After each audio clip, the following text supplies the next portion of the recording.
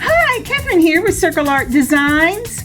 Well, on my work table today is Project 3 from the Jessie James Design by Me bead mix called Rainbow. This is the mix I got off of the Walmart in my local store.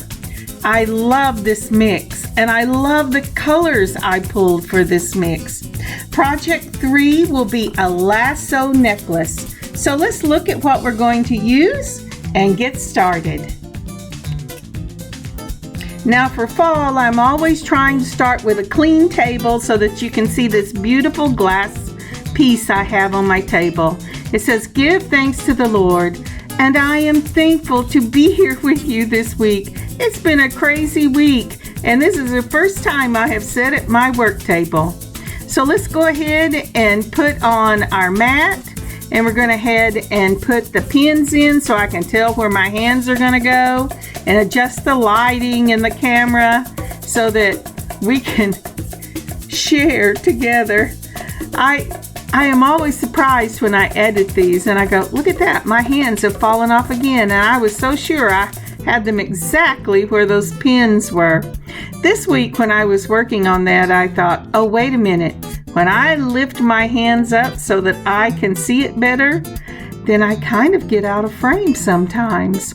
So I'm working on that. But there they are, they're in place, and we're ready to pull our things.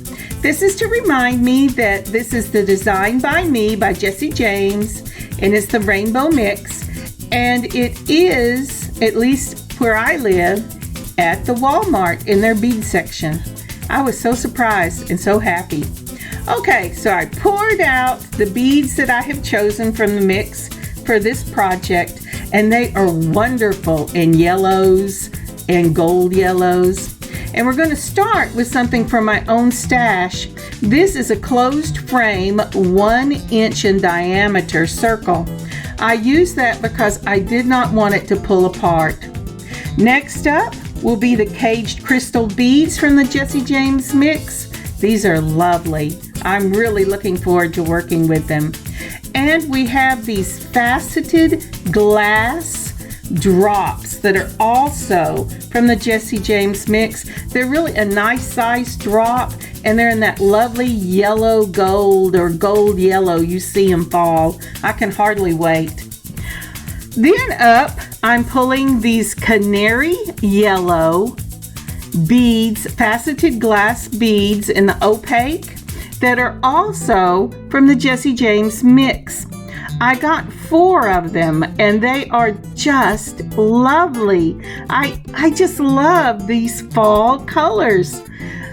And lastly, from the Jessie James mix, if you saw the first one, these are these nice weighty donuts in the gold tone. I think these are amazing. They are the best donuts I have ever worked with.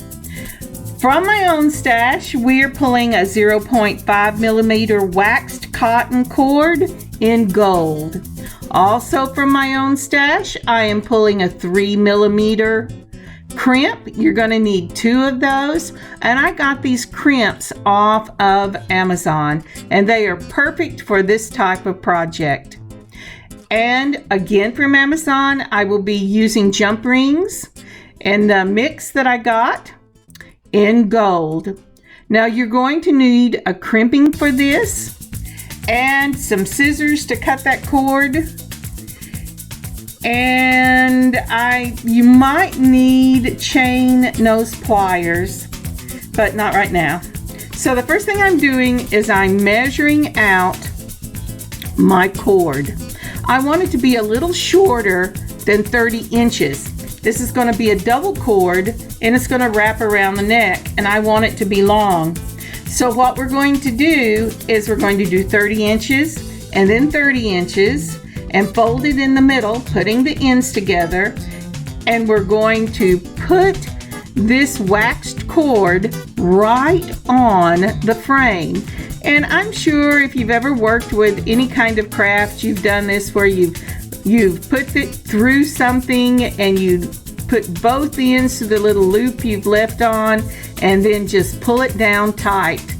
making sure not to cross the two ends. And that's what I'm doing right here, and it should look like that. Now then, I want this to be secure. So the next thing I'm doing is an over-under knot, or an overhand knot. The trick to this is just like when we tie knots for our knotted necklaces. You're going to push-pull this until you get it right cinched up tight against what you're working on. And you want to make sure that when your cords are coming out of the end of that knot, that they are straight. If they're not, back that knot out and do it again until you get them coming out straight up and not lapped over each other. And it should look just like that.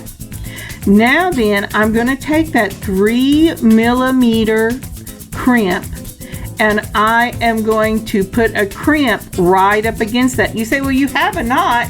Yes, I do, but I am a stickler for making sure it's not going to come off, especially if I'm putting it in my shop. So I'm going to go ahead and put both ends of the waxed cotton cord into that 3mm crimp, and then I'm going to use my crimping tool. And just like when you're using crimps on your beading wire, you want to make sure that that cord lays next to each other and is not twisted in the crimp. Once that is done, and you see I can tell that they're coming both off the equal, you're going to put it in your crimping tool in the back hole and mash down. And once you have done that, you're going to turn it and you're going to mash it down in the front. And this will make the tube a nice little round tube because it is closed it flat and caught the cording in each side. And then you half turn it and mash it flat again, and it wraps it around itself, finishing the tube. So now then, let's lay out the beads. How do I want these beads? Now, when I first started, and I did not show you, I thought I would use my 3mm balls, but the spacer balls, but the hole was too small for them. And so I ended up pulling a 6/0 mix of seed beads, and that's what I ended up doing. But for right now, we're laying out the beads, and I have to make sure I have the same amount on both sides, because remember, this necklace is folded in the middle. It's a lasso necklace, and we want to do the same things on both sides so we have wonderful long tassels.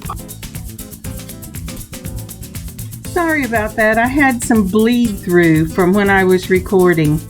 Okay, so now we're putting out our 6/0 beads. That's what I'm going to start with. And since I'm using a color mix, there's a lot of lovely colors to choose from.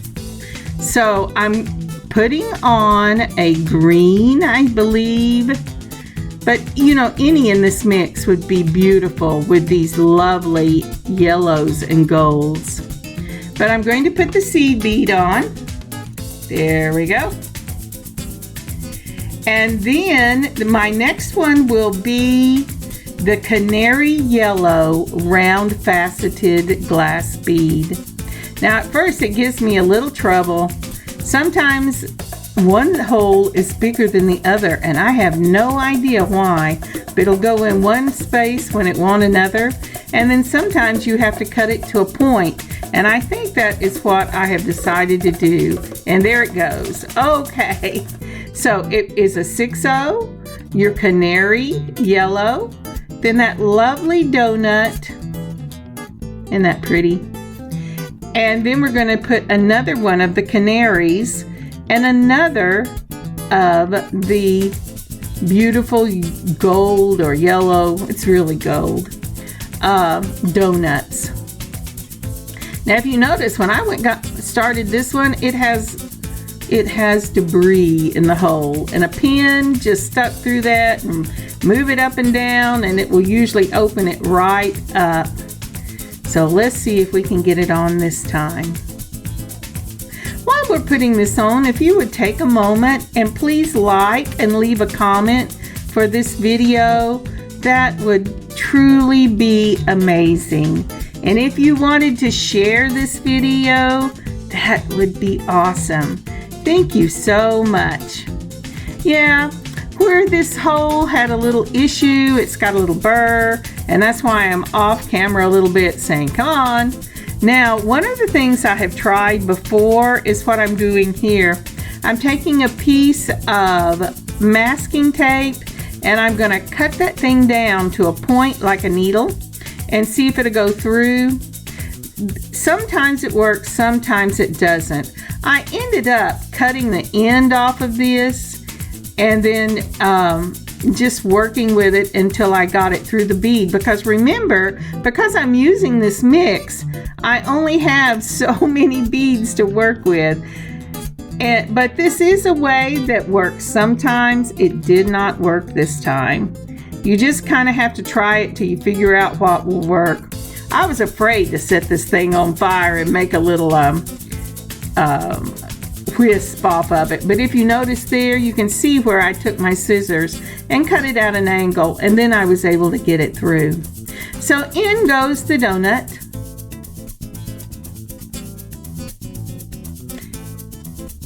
Isn't that pretty? I just love that combination, and I think those 6/0 seed beads are perfect with this mix. But so far, everything we've used, except for the cording, has been from the mix. And then this crystal bead. And you want to put the small in first, because remember, we're working with the bottom of this lasso necklace. Isn't that lovely? That's just lovely. And now I have to think about what I'm going to put in the, I think I'm going to go with an orange to accent that yellow gold drop. And I'm going to put it on. And then once I get that on and make sure everything is setting properly, I'm going to go ahead and put on my crimp, because I want to put those beautiful cage crystal beads as a dangle on the bottom of this lasso. So I've put on a bead, I put on my crimp, and then I'm going to put on another of the 6/0 seed beads. And that will be the way I do the ends of the loops for this necklace. Now, I thought about it long and hard before I decided on the next part of the technique. Now, I am putting that cord up through that 6/0 seed bead, and the reason I am is because the necklace is still a little long, and I want to make sure that I have the cord through that bead, and then I'm pulling it where I want it. I had put my lasso beads up really high so that they wouldn't fall off, because I have to tell you, they fell off several times when I was working with them at first. So once I get that done, if you'll notice, it's a very small loop that I'm leaving on the other end. But once I have it where I want it, I'm going to go ahead and push that 3mm crimp all the way to touching the seed bead. I'm just going to play with it a minute. Come on, you can get there. I know you can. I want to be careful, because you see what I did? I pulled that too tight and it just slipped right on me. So once I have that done, I'm going to go ahead and move everything down, or at least these down, and then I'm going to use my crimper. So that's what it should look like on the tip. And so I know that it's going to fit the bead. I back it off a little bit so I don't break it whenever I use my crimper. Put it in the bottom, mash it down, it'll make a little M, then do a half turn after you've made sure that there's a cord on both sides of that little M. Put it in the front on its side, the opposite of what you just did, and mash down again. And because I'm using a tube instead of a ball, I mash up and down that to make sure that it's closed. Then give it a little tug and make sure that nothing is going to come off. And then go ahead and move your seed bead, the other seed bead, to cover your little piece. Don't cut it all the way off. I would not do that with this waxed cord. I would leave a little tail and make sure I had a bead that would fit both of those cords. And then we're moving it all down, and it should look just like that. Isn't that pretty? Now, in that little loop of the wax cord is where we're going to put our cage bead. The next thing I am doing is I am making an over-under loop just like we did at the beginning, and except this is with just one cord, but I am making sure in a push-pull motion that I am getting that right up against my seed bead. Now see, that didn't work, so I'm going to have to pull it out because I got excited. And I'm going to have to pull it out and do it again in the push-pull motion because it really needs to set right up against your seed bead. So now we're ready for our crystal cage bead, and it's going to sit right in that little loop there. We will need a jump ring for this one. I am going to use, I believe I went ahead and used the 4mm jump ring for this one. So you will also need 2 pliers. I use a curved nose and a chain nose. It really doesn't matter as long as it will grip your jump ring without scarring it. And you can tell if it's going to scar it because there'll be ridges on the inside. If you have pliers that have those ridges, which are wonderful for most things, you're going to want to put something on the inside to keep it from marring it. I have one that I used for years where I use masking tape. Now to open the jump ring, you hold it between the 2 pliers, twist one side and open it, and then slip it through the cage bead, and then go ahead and slip it onto the waxed cotton loop. And then just like I'm doing here, you're going to twist it back closed. And that will secure the loop and keep it from going anywhere, and keep the loop isn't going to go anywhere, but it'll also keep your seed bead from slipping off.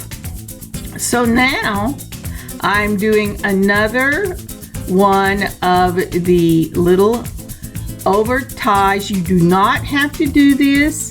It was just that I didn't like the first one, so I took it out and now I'm redoing it. And the beauty of this wax cotton is it really is easy to get it on and off, so that when you really mess something up or you don't like exactly the way it looked, the other knot was sitting to one side. It was driving me crazy.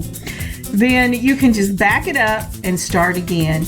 But that is the way it should look. And then we're going to do the other side. Well, I am just having all kinds of little crazy things happen today. That was my dog pushing over because she decided she had it being in a room by herself. Sorry about that. All right, so I'm going to speed this up just a little bit because we really have already done this side. So my hands will look like they're shaking worse than normal. Sorry about that. So on goes our 6/0 seed bead, then our canary faceted round bead, then one of the donuts in the gold tone, then another of the canary faceted round beads, and then another donut, and then that lovely, lovely drop in that yellow gold or gold yellow, however you want to say it. Then I'm mimicking the other side, so I'm adding the pumpkin, then I'm adding my 3mm crimp, and then that nice, beautiful, light green 6/0 seed bead. And then I'm going to hope my hands get back up to the top so we can see what we're doing. Oh, okay. So what I have done that you could not see is that I put both ends to make the little loop on the bottom of that lasso. And now I'm putting it through the crimp, making sure that I do not twist those cords, because just like with a beading wire, there's cords have to set flat against each other. So when you crimp them, one cord will go in each side of the little M it makes and just enclose it so it won't go anywhere. So putting it in the back of the crimpers, which you could just see there you go. You're going to mash it and make sure it makes the little M, pull it, turn it, move it up to the front, mash it again, and pull. And there you have it. Now this one I've left a little more of a tail, so I'm going to cut some of that off, and I'm going to go ahead and put my 6/0 seed bead up against it, and I'm going to move all of these beads down. And then I'm going to do the overhanded knot, making sure that I push pull and cinch it right up against that 6/0 seed bead, trying to keep it in the middle so I don't have to pull it out and do it again. Do y'all ever do things like that? It just, sometimes it doesn't bother me, but other times it really bothers me. And when I'm working with this waxed cotton, it really bothers me. Now I'm going to open this up. I'm trying to show you better. You see the little slit at the top? Taking both of your pliers, twist one side, it will open. You're going to just put it through the, hang the cage bead on it, and then you're going to put your loop through and you're going to close it up. Boy, it looks like I'm going really fast, doesn't it? It's a shame it doesn't work that way. Okay. So the next thing we're going to do to finish this lasso necklace up is we're going to do some double overhanded loops. And it's just like we did at the beginning where we put both cords together.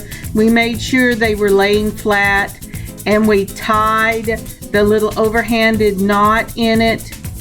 And this helps the cords stay together and it gives it a really nice look to finish off that cording, as opposed to it just being two cords hanging down your neck. Isn't that pretty? And I should show you now. I'm going to do it from about 3 inches from the necklace, or 6 inches from the loop. And then I'm going to space it out even to about 6 inches from the very bottom of the necklace.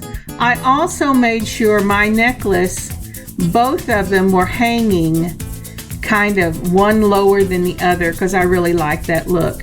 And you can see the knots here that I tied, and I think it just gives it a really nice finished look. Thank you so much for joining me today on this beading adventure.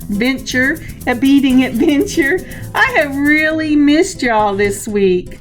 When life gets as busy as it has the last 2 weeks, it's a little crazy making, but I am really blessed to be able to join you and to share with you the different things that I have done. And I hope that you have an amazing beading adventure of your own, not just today, but this weekend. And I will see you next week. Catherine, circleartdesigns.square.site. Blessings, y'all.